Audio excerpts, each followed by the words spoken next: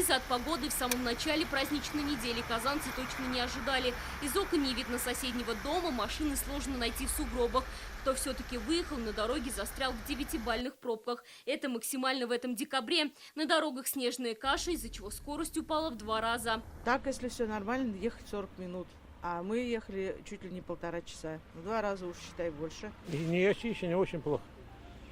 Народ все везде, везде пробки. Ночью на трассе М7 не было видно даже асфальта. Днем на Университетской автомобили не могли подняться в гору. Из-за такого хаоса движение на этом участке вовсе остановилось. Во дворах автомобили замело, сверху снежные шапки по 15-20 сантиметров. Пешеходы пробирались через сугробы, дворы вышли чистить сами жильцы. Конечно, очень тяжело идти, снега очень много, поэтому немножко затрудняет ходьбу. Затруднено было движение к полудню. Работой дорожных служб водители недовольны. Не почищены, конечно, заносит. Аккуратней просто и все.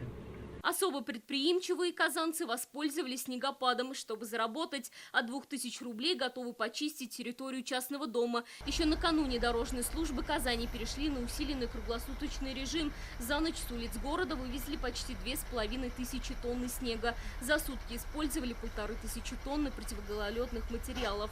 Сегодня с утра вышли люди, вышла техника на уборку снега во дворах. Снега много, есть норматив в течение 6 часов после завершения снегопада произвести уборку, но если ждать, когда он закончится, то снегом все будет завалено, поэтому не ждем, снег убираем уже сейчас. Из-за непогоды в Казанском аэропорту сегодня задержали вылет рейсов в Иркутск, Дубай, Стамбул и Шарджу. Сесть в столице не смог один самолет, при этом сама воздушная гавань работает в штатном режиме. С пассажирами задержанных рейсов ведут работу представители авиакомпаний в соответствии с федеральными авиационными правилами. Это ФАП-82, предоставление напитков, питания и гостиница.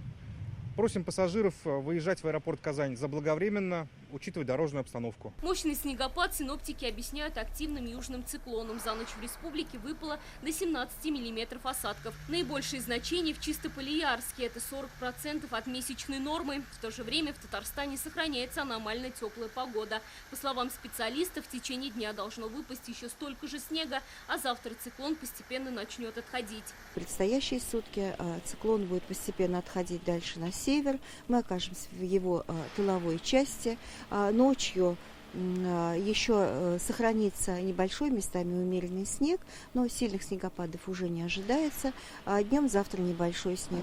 Температура составит от -3 -8 градусов, а днем -1, -6. Ну и на дорогах снежные заносы, то, что образовались сегодня и образуются еще вечером и предстоящей ночью, все это сохранится. Пешеходов и автомобилистов просят быть внимательными на дорогах. Местами ожидается сильный ветер и метель с ухудшением видимости. Алия Сабирова, Ляйсен Саитова, Данил Филатов, ТНВ, Казань.